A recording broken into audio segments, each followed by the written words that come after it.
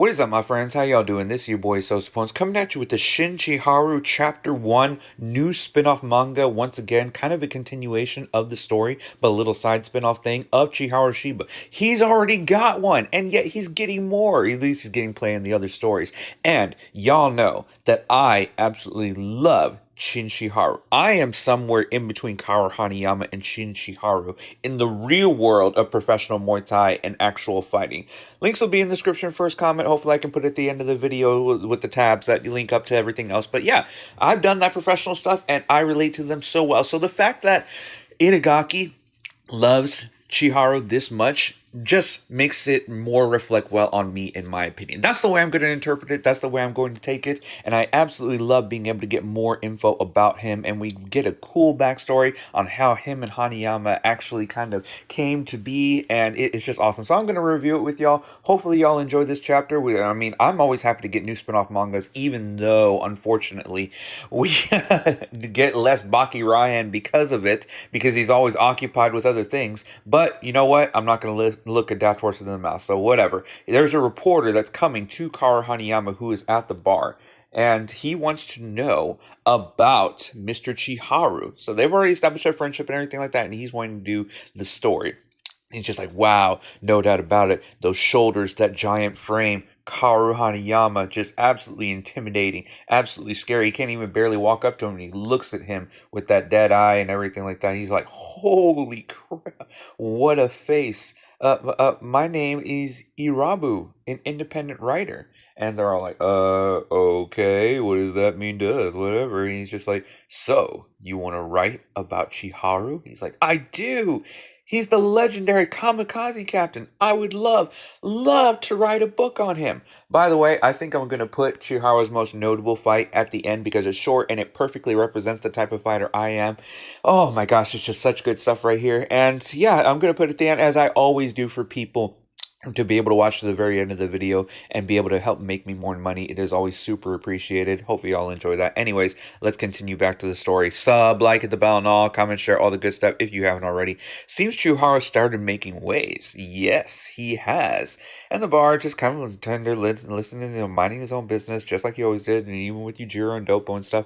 I still remember it well. I'll probably put that scene at the end of it too. But they're talking about when they first confronted each other. And even though this isn't exactly how it happened, this is probably another event where they're just kind of going through the motions of respecting each other. But yeah, Chiharu confronts Kaoru Hanayama, and he's absolutely intimidated. But he loves Kaoru Hanayama so much, he's just awestruck by him, and he's looking up at him with that reverence, with that respect. And he goes, man, rumors don't do it justice. Yeah, that's absolutely true. I bet it doesn't. He said, man, again, man, oh man. Just looking at Kaoru Hanayama, and Kaoru's like, what's going on? I'm waiting for something to happen. He's just like, yeah, that's for dang sure. The real deal's on a whole nother level. And he's just like, kid, like, what are you doing? What do you want? What's going on here? And he's just like, and he bows. He takes his head scarf off thing, and he's just like, I am Chiharu Shiba. Bowing. Oh, so looking so good. Such reverence. Kaoru Hanayama likes that. Say, Hanayama, sir, would you mind fighting me just like he did with Baki? This is awesome. I got so many clips I can put at the end potentially. But yeah, he lets go of his robe and stuff. And yeah, I'm not going to spend too much time on it. We already know about the dragon tattoos. They're really cool. And Hikaru's like, fine. But, kid, are you sure you really want any of this? I don't think you do. And he's just like, well, with you being the strongest brawler in Japan, winning might be out of the question. And just like Rocky Marciano, and just like I believe, I never wanted to be like the absolute best or be able to beat anyone, but I did want to become the toughest man in the world. And I wanted to accomplish something just like Chiharu does. See, these men, they understand me, and I understand them. And other people who are same of that brawl, tough mentality, who just never will go down, who respect the standing man tattoo, even above people like Khabib or Islam Makhachev that just want to win. Hey, good on them. That's even more amazing. But some people want to accomplish something different. They find more value in different things like Kaoru Hanayama does. And that's the same thing that I am. Because even though I might have a bad MMA record, good Muay Thai record, but a bad MMA record, I guarantee you none of those guys are going to want to face me in the street. I guarantee you none of those guys want to face me without any rules. I guarantee you none of them want to go to the very death because they know that even if they were to win, in which they very well might not, still, that they are going to go through absolute heck, and you could break 10 of my bones in my legs and arms and everything like that, and I'll still be able to stand up just like this guy does. So good on him. So with that, so he's just like, does he get what I just asked him? After he turns around, he's like, come. And he's like, say, kid. And he's still taking it, but he just stops all over and he's like, you're taking this pretty lightly, huh? And he's just like, well, obviously, if I were to attack you from behind, then that would just be cowardly. Would that really be considered a brawl? Would that really be considered a challenge? I would never do something so cowardly. So, just, yeah. And he's like, oh. Kaoru isn't even impressed. That's a pretty manly move. You won't even sneak attack me. And then he blitzes him. He just jumps off right here and does that classic all-you-can punch. Everything that he has, his whole soul, his whole being, just like with Musashi. And even though the Musashi second season was still better than the first and it still wasn't that great in general, it did have some cool moments and they did get that scene pretty well. Maybe I'll be able to put it on there at the end too. But yeah, he punches him, like I said before. It looks just like how it looked against Jack Hanma. That's obviously a little bit of a rip-off there. But I love this artwork right here. This is such cool stuff right here. I can't be able to wait to be able to use this in another thumbnail, even though I'm going to use the colored ones. But he gets pushed back onto the fence, and he's just absolutely down for the count. He's just like, ow, ow, bleeding, and he's just trying to recover from the fence and stuff like that, and he's barely even able to make his way up, but he's able to stand. And you got the aura going on, and it's such good stuff. Winning might have been out of the question. Yeah, it very well might have been. But he believed that he could at least be able to stay standing. Oh, so cool right here. He kind of looks like Kakukayo here just for a little bit. Same kind of vibe, same kind of respect, all that stuff, even though they're completely different opposite styles, with his consciousness fading to complete black. Hey, if you can survive and you can look like you're intimidating, just like Retsu tried to do with Musashi, it didn't work, but you know, that can actually count for life. You look like you're good to go, then maybe you can get recovery time, just like Musashi did with Hanayama. Once again, what kept him upright wasn't his brain, but this right here in his body, his sheer force of will carved into his flesh and cells. Just like with Jack, you know, doing the finger thing on Pickle and stuff. A total staunch refusal to go down. The will of the unbreakable. Oh, so cool right here. Good job, Chiharu. Good stuff. And then we cut back to the reporter, and he's just like, and then you were looking at him and he was just standing there like that. And he's just like, what was going through your head when you saw him like that? He's like, man, I still remember that all too well. It was the first time that I had ever laid eyes on a living, breathing, standing man. Oh, what respect, what amazing. Kaoru Hanayama could not honestly have paid anyone a bigger compliment. Like, holy crap, anyone who knows the story knows what a huge deal it is. So let me know what you think about this chapter 1. Like I said before, I cannot wait to see y'all's feedback, and hopefully y'all enjoy the clips. Like I said before, a million times, subscribe, hit the bell for notifications, and also you can see all my future content. Smash the thumbs up, like button, leave a comment, support the messed up YouTube channel, share this around there, everybody that you know. Follow me on my social media platforms like Facebook, Twitter, Instagram, TikTok, Bitchute, Odyssey. Links to that be in the description, first comment, and X and Rumble, the most important ones right now.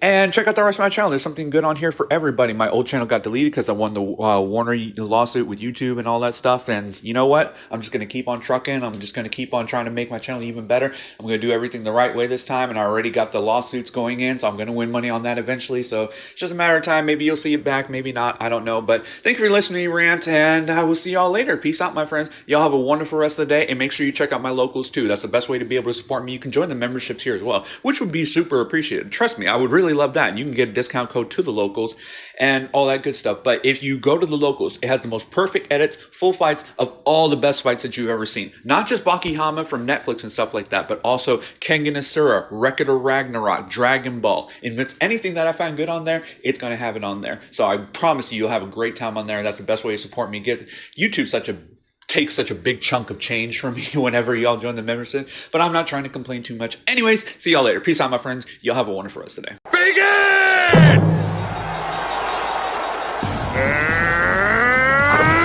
A kick and a miss from Shiba, and it's Hatanaka with a throw. Shiba sent flying. A face-first plunge into the ground. Might help if he'd take his hands out of his pockets. Shiba is down. Is that it? I expected more from you, Black Belt.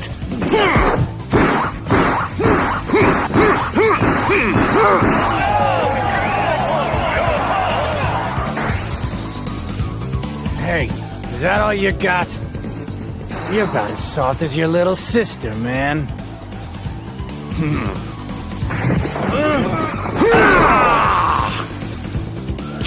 Chiharu! Disgusting! Hatanaka broke Shiba's arm and it's just dangling there! Looks like your journey ends here, Shiba.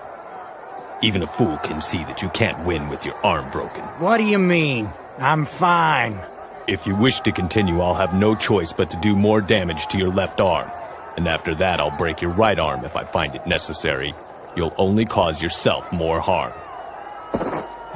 What is this? Is Shiba giving up?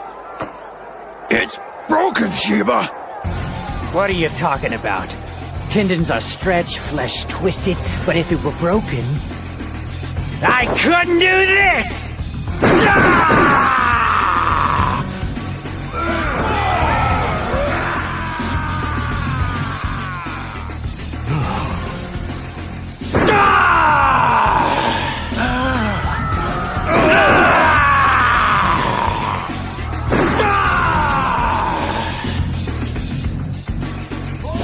Hey there, Mr. Judo Man! I saved you the trouble and destroyed my arm for you. Now I can show you that I don't need it. Are you ready to stop playing around and start fighting? Let's go!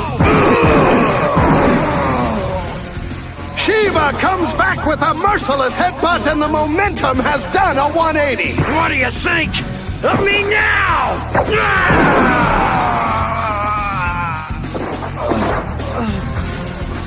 I told you were too soft, man!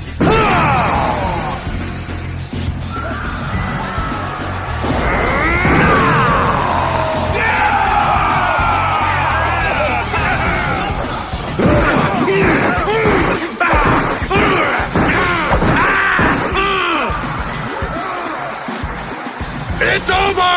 Shut up, you pimp! Let me go! Let me go! The winner, Chiharu Shiba! And take a look at Shiba's tattoo. It's a three-headed dragon, the symbol of the Kurenai gang. Kurenai! It really don't matter if I lose this fight. It really don't matter if this guy opens my head either. Because all I want to do is go the distance.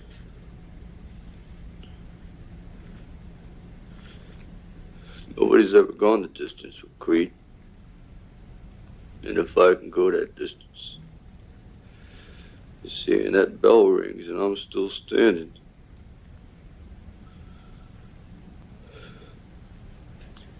I'm gonna know for the first time in my life, see,